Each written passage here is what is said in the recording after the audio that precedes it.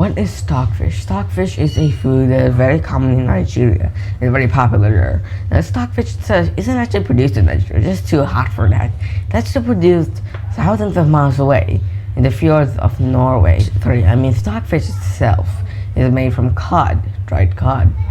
And the thing is, even though it's in cold region, it actually dries better than in a hot region, which is quite surprising.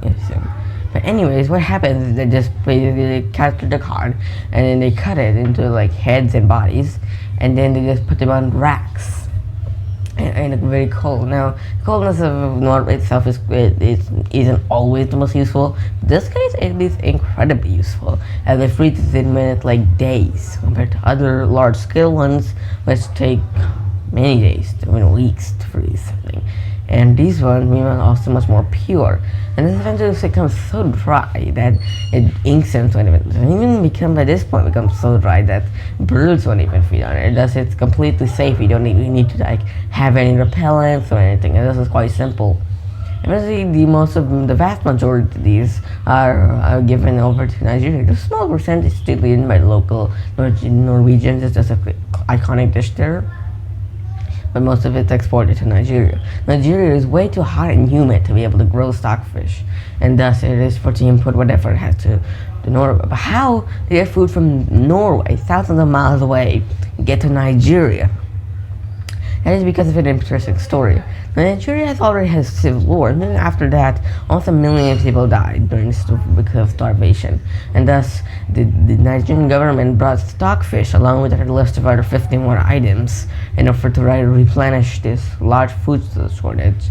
And stockfish almost instantly became a hit because it was cheap, it could be found in large amounts, and it was quite delicious. And it matched quite close with other Nigerian cuisine. And that is almost instantly became a hit. Now it itself is becoming quite expensive because locally, beforehand, you can just buy the same 1 pound in naira, aka the local currency there. But now you have to buy that in US dollars. That's quite hard for a lot of people. You can't just always convert that same money into US dollars and reconvert that back to naira. It's quite hard. And thus what happened is the production has quite slowed down slightly, but it isn't that much of an issue. The real thing is how much money is in. The official rate itself is quite low, but it itself is also very unstable. Black market rate, even though it's black market, it's actually technically the better one, and it gets the richer, and also gets to the true premise of what is the true price of stockfish actually is. And you get a much better price for it if you live in Nigeria itself.